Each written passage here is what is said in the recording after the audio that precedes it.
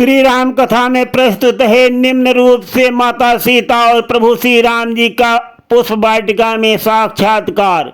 उसके बाद सीता माता गौरी की पूजा करने के बाद पिताजी के महलों में चली जाएंगी और श्री राम और लक्ष्मण जी गुरुदेव के पास आ जाएंगे।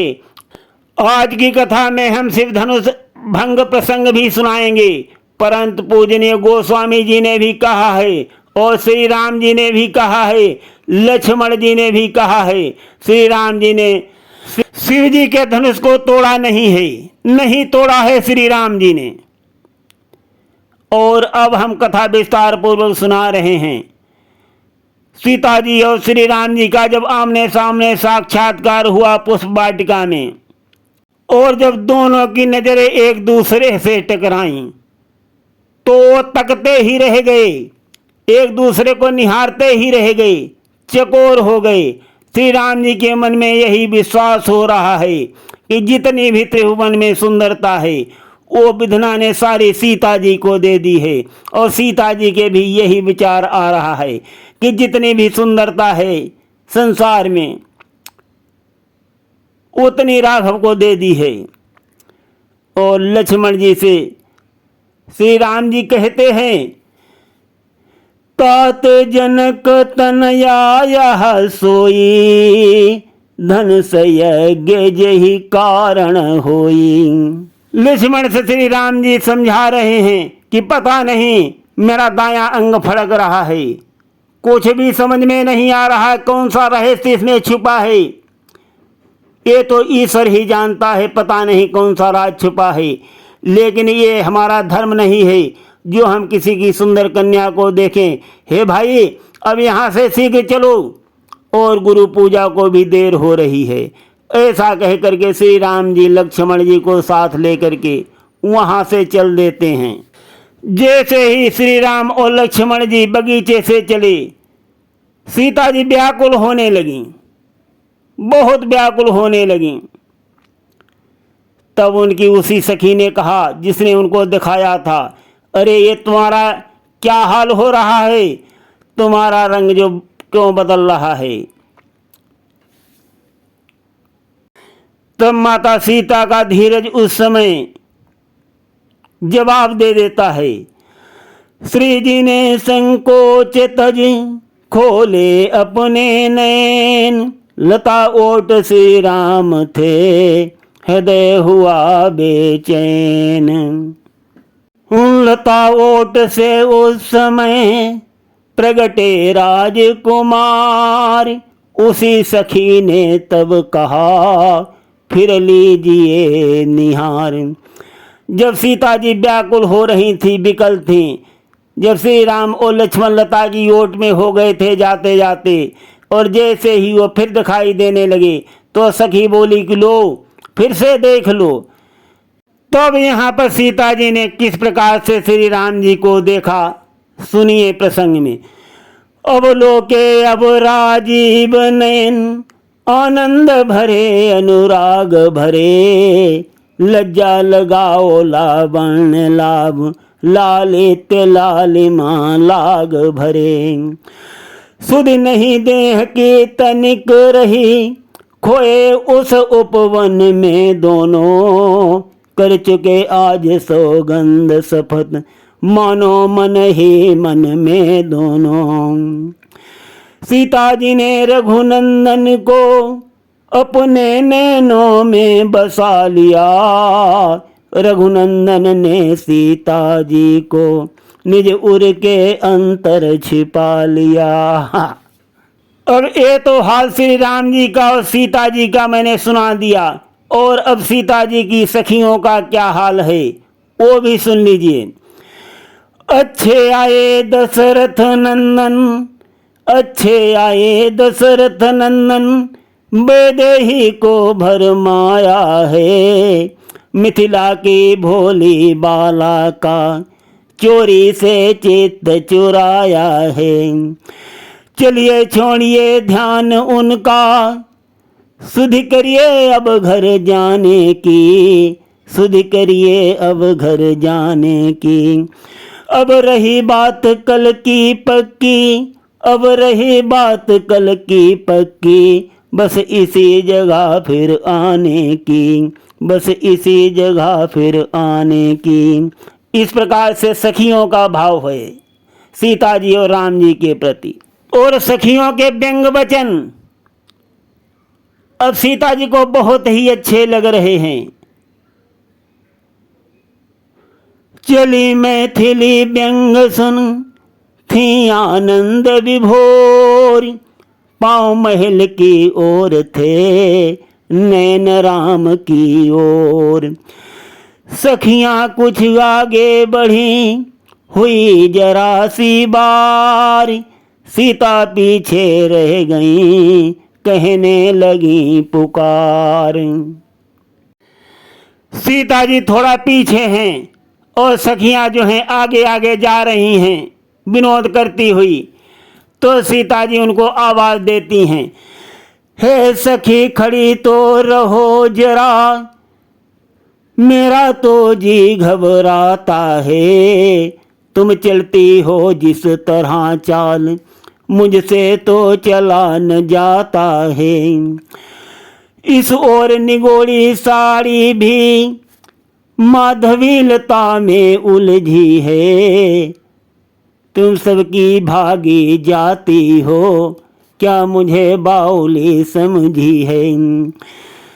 दौड़ पड़ा इस टेर पर सखियों का समुदाय, बोली ओही बाउली ये द्वितीय अध्याय। सभी सखियां जो हैं मर्म भरी बाणी बोलती हैं और कहती हैं मेरी समझ में आ गया, अब दूसरा अध्याय जो है वो शुरू हो गया है और तुम उसकी भूल भुलैया में खो गई हो और बलिहार हो गई हो, तो और ठहर जाओ। विनोद भरे बहुत ताने मार रही हैं, बहुत ताने मार रही हैं। फिर सीता जी की सखियां उनसे मस्करी करती हैं। सखियों को चाल चलाती हो, वो कहो चाल जो मन में हो। प्यारी साड़ी का नाम न लो, इस समय तुम्हें उलझन में हो। गिरजा पूजन के साथ साथ ये प्रेम देव का पूजन है। माधवी लता में साड़ी है, आनंद लता में जीवन है। इस प्रकार से सीता जी की सखियां उनसे विनोद कर रही हैं। गिरिजा दर्शन को हुआ सीता जी को ध्यान, पुष्पमाल थी हाथ में होठों पर मुस्कान। जय जगदम्बा जय जग जननी, गज बदन सड़ानन की माता। जय शिवा भवानी कल्याणी, जय सर्व मंगला वरदाता। तुम शिव मुख चंद चकोरी हो, अर्धांगिनी हो विशेषर की। अंतर्यामिनी से प्रगट कहूँ निज भांति बात और अंतर की। यहाँ पर सीता माता जो है अखंड ध्यान लगा करके गौरी माता की विनती कर रही हैं। सुनिए निम्न रूप में।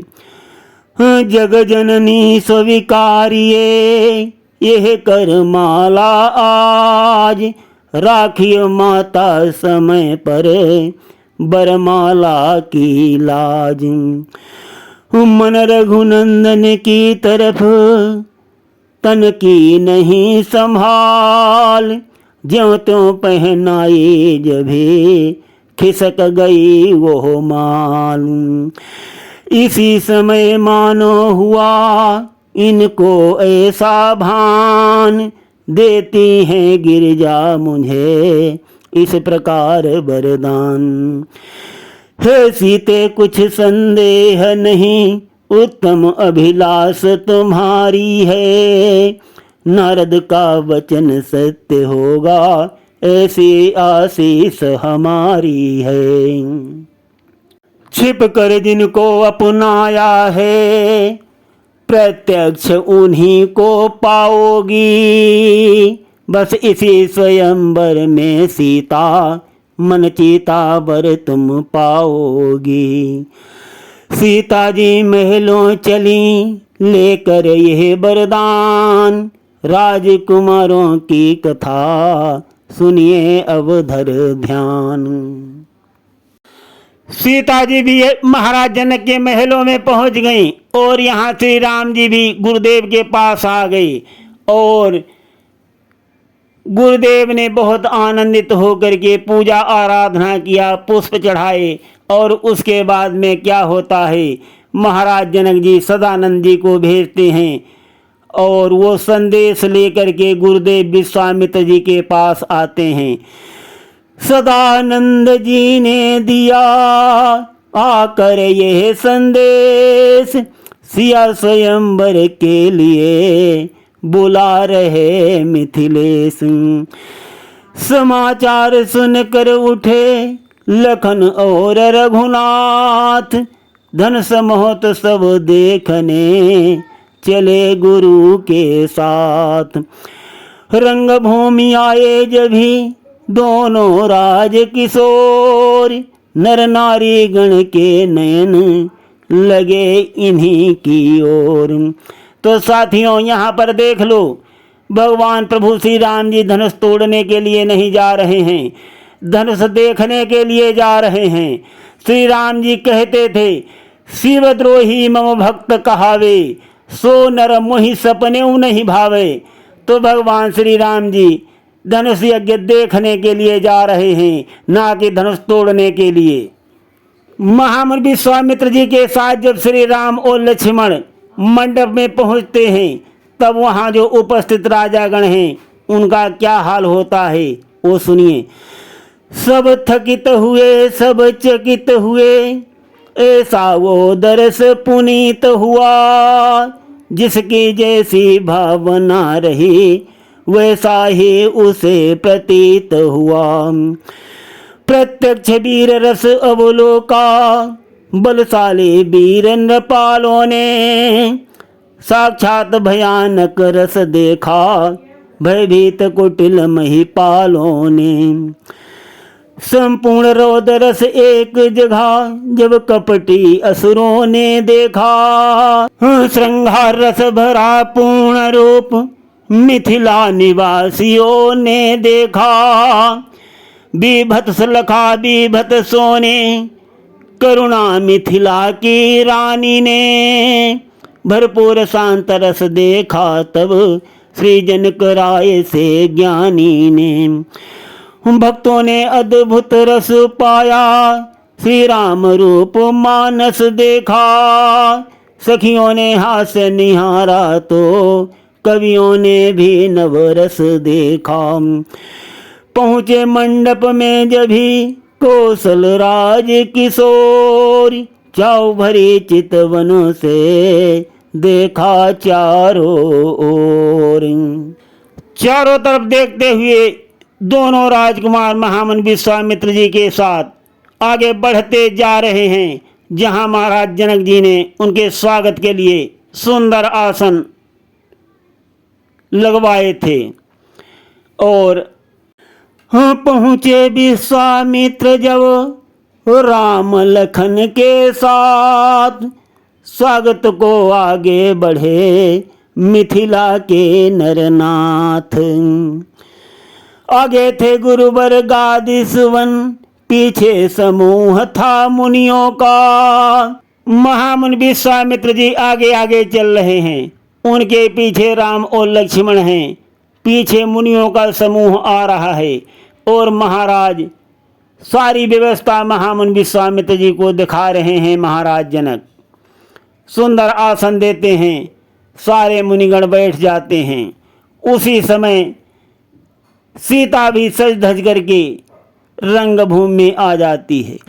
रंगभूमि आई सिया सुंदरता की खान, उपमा मिलती है नहीं, कभी क्या करे बखान। माता सीता की सुंदरता इतनी है, यहाँ पर कवि जो है मजबूर हो गया सुंदरता लिखने में।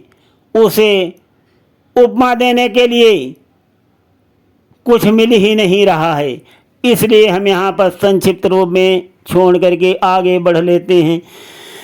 बंदीजन आए तभी नप आज्ञा अनुसार, मध्य भाग में खड़े हो कहा पुकार पुकार। वीर जनों योद्धा गणों सुनिए देकर ध्यान, कहते हैं हम सभा में नृप का ध्येय महान। बंदी जन खड़े होकर के महाराज जनक जी के प्रण का सारा हाल बताते हैं राजा गणों को। और राजा गणों साथियों, यहाँ पर हम सिर्फ धनुष भंग की कथा सुना रहे हैं भागवन। कहीं कोई आपको झलक मिल रही है जो श्री राम जी के मन में भाव हो शिव जी के धनुष को तोड़ने का?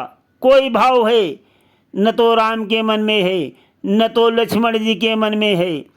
वो केवल धनुष यज्ञ देखने गए हैं महामुनि विश्वामित्र अपने गुरुदेव के साथ, और देख रहे हैं। और आगे जो विधि का विधान होता है उसे कौन मिटा सकता है? आगे क्या होगा वो हम भाग 2 में सुनाएंगे। सुनते रहिए गिरीश आध्यात्मिक ड्रीम में। धन्यवाद।